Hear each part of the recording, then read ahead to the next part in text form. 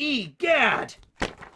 According to this lunar-themed calendar, there's holes on the moon! Look at this! Do you see how many holes are up here? There's a hole, there's more over here. Oh my god, look how many are back there! Does anyone else know about this? This is a serious issue. We need to get up there. We need to plug those holes stat. I mean, think about it. Think about how much space is in space. If that space fills up those holes, the moon's gonna come crashing down onto the Earth. That's just hard science right there. And according to this right here, April 1st, that's today, the waning gibbous is happening. Waning gibbous. Is that the name of the monster? Is that the name of a dragon that lives on the moon that caused the holes? All right. I mean, I gotta do this video. I gotta get this geography is everything out there. But as soon as this video's over, I gotta get up on the moon because apparently nobody else is dealing with this problem right now. I don't think that I'll be able to take on the waning gibbous by myself, but I gotta try, man. I gotta try. But first, YouTube. Okay. So, oh yeah, it's also, April 1st, April Fool's Day. I normally do some kind of wacky video. You know, a couple years ago, I did the whole Kaido was a duck shtick. Barry had his own video last year. Oh yeah, there he is. Barry had his own video last year, but today, I gotta get through this quick, okay? So we're just gonna do a standard geography is everything on one of my personal favorite islands in One Piece. That's right, Karate Island!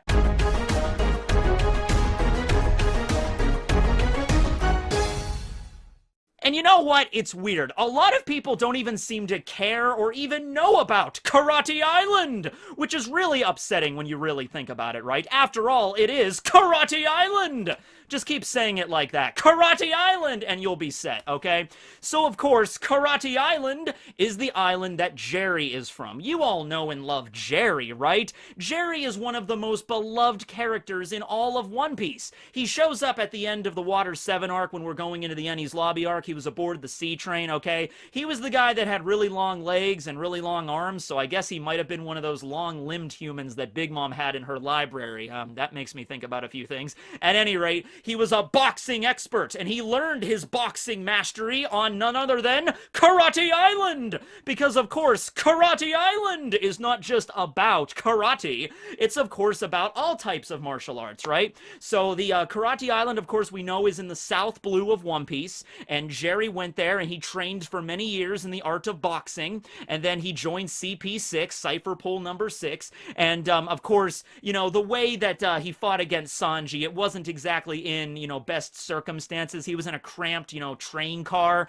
If Jerry and Sanji fought in the open air, Jerry would have defeated Sanji. He would have just been pummeled into just, you know, just goo on the ground. Sanji wouldn't have been able to get up after his onslaught of punches. So, you know, Jerry, Oda hasn't shown him since then. I'm sure he's definitely still alive. He probably went back to Karate Island to train and learn the art of maybe, you know, Kung Fu or something, maybe some judo lessons. And I'm sure, I have no doubt, that after Wano is over, we're going to get Jerry again. And in fact, I wouldn't even be surprised if when the Straw Hats finally arrive at Laugh Tale Island and the One Piece is right before them, Jerry is standing right there to guard the great treasure. He's first going to ask Sanji for a rematch, and he's just going to beat the crap out of him, and then he's gonna take on the rest of the Straw Hats. I wouldn't even be surprised if Jerry turns out to be the leader of CPI Jazero, because we don't know who the leader is yet. We know it's not Rob Lucci, we know it's not Spondum, right? You gotta get a real warrior in there to be the true leader of CPI Jazero, the strongest of the Cypherpole agencies, right? We assumed it was this guy, but it could very well be Jerry. You know, he's the real leader of the I Jazero. He might be Eam! He might be Eam! Don't throw that out there! Eam is really tall and lanky. Jerry's really tall. Could be Eam. Okay, I'm just saying. Alright, but we're not here to talk about Jerry necessarily. I have a whole discussion video planned for him. Today we are talking about Karate Island! And like I said, not a lot of people seem to care a lot about Karate Island. And if you even look on the One Piece wiki, I mean, there's not a lot of information, and there's not even a picture of the island itself. No picture available. I went and I found myself an episode of the One Piece anime anime that is all about Karate Island. Oh, I'm sorry.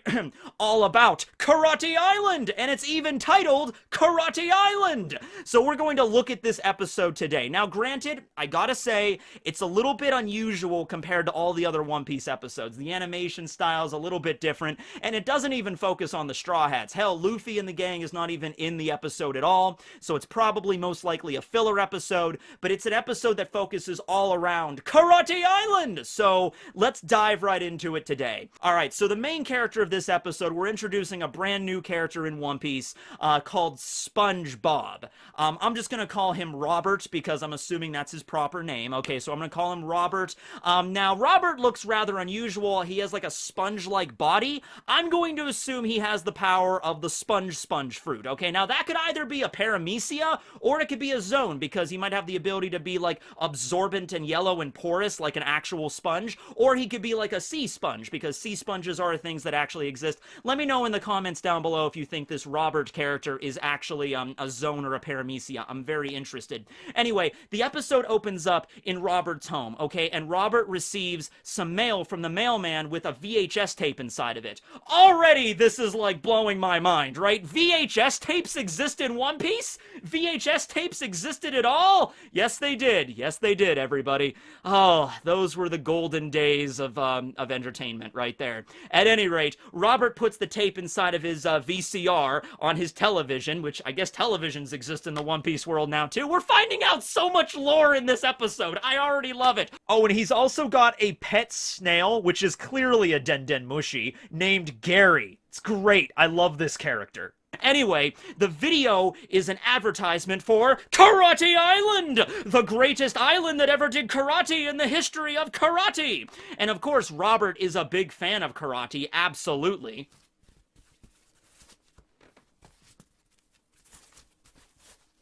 Karate! Woohoo! And so he's really excited. And the video explains that he is actually going to be crowned none other than the King of Karate! And so Robert is like really excited, really pumped. This is his dream. And you know what? I've only been with this character for only like 4 minutes in this episode so far. But I gotta tell you right now, I feel his energy. I feel his drive. He's wanted to be King of Karate his whole life. He is truly a shonen protagonist. And this is great, okay? And so he runs out of his house, which just happens to be a pineapple. You know, that's actually pretty normal. It's One Piece. Anyway, he's running down the street and he runs into his friend Sandy. And as soon as I was introduced to this character, I was like blown away, alright? Look at this character. So on top of the fact that she is clearly a squirrel mink, which is insane, we're introducing a new mink character in this episode, a filler episode of all things, hashtag not a furry, but also look at the way Sandy is, what her outfit is. She's wearing this like airtight,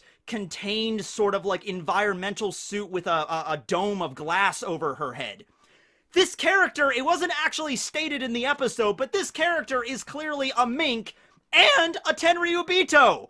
She's a celestial dragon. This is crazy. This opens up so many possibilities here, right? Like, imagine a mink that was one of the founding clans that started the world government, but then they were, like, betrayed, maybe, by the world government, and they were kicked out and forced to ride on the back of Zunisha for the last, 900 years or whatever. But there was one member of the clan that stayed a celestial dragon somehow, but she's maybe, like, a good celestial dragon, like that theory that Dragon's wife was a celestial dragon, but she was, like, a good one, and, like, Doflamingo's parents, Homing, was, like, a good celestial dragon, right? So Sandy is clearly a mink and a celestial dragon. I'm really curious on where this is going. Well, anyway, Sandy is also a proficient user of karate, and so Robert tells her all about the video and is like, I'm gonna be king of karate. Now, she's a little bit more dubious as to what's going on here. She's like, I've never heard of Karate Island, and I'm way better at karate than you, Robert, so I think I should go with you to figure out how this is all going to go. And then, boom, we're only a few minutes into the episode, they hop on a boat, and they sail out to sea, and boom! There's Karate Island! Right there! How about that? How about that? An island that's never talked about in the One Piece world. Nobody cares about it.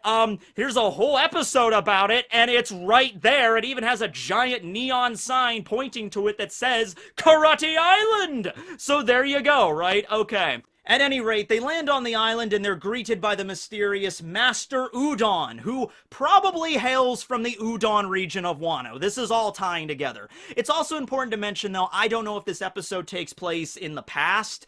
This could take place during the Void Century, for all I know. We don't see Jerry in the episode training on Karate Island, so, it could take place, before Jerry's time or after Jerry left, maybe in the far future. Who knows? At any rate, Master Udon states that Robert will be crowned the king of karate, but before his coronation, he has to prove himself. And so 3 of the strongest warriors of Karate Island arrive to fight against Robert. But Robert's mighty, prodigious karate skills are just simply too much for them. He barely has to touch them in order to drop them all. Which clearly indicates that Robert has access to conquerors Haki. In fact, if you look right here, he doesn't even touch the dude and he drops him. And then 2 others.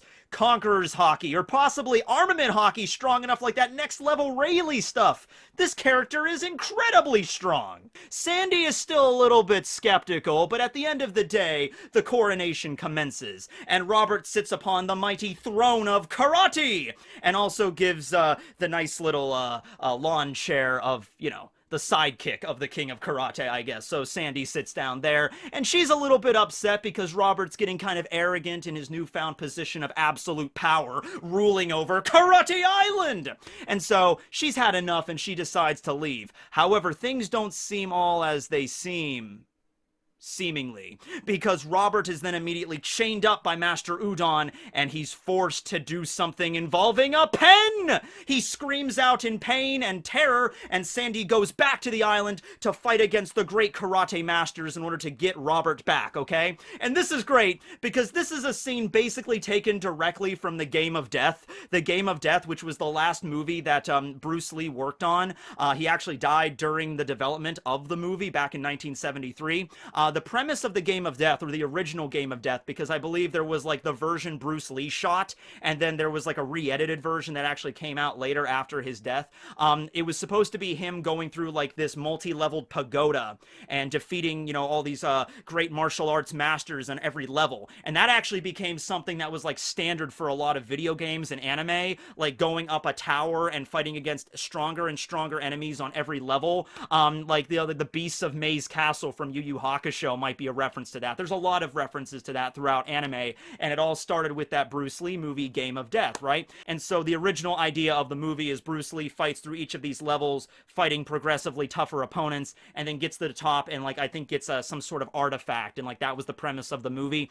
It's changed into more of, like, a revenge story in the actual version that was released, and, like, there's only, like, I think 10 minutes of actual footage of Bruce Lee in that movie, because he never finished the original of it.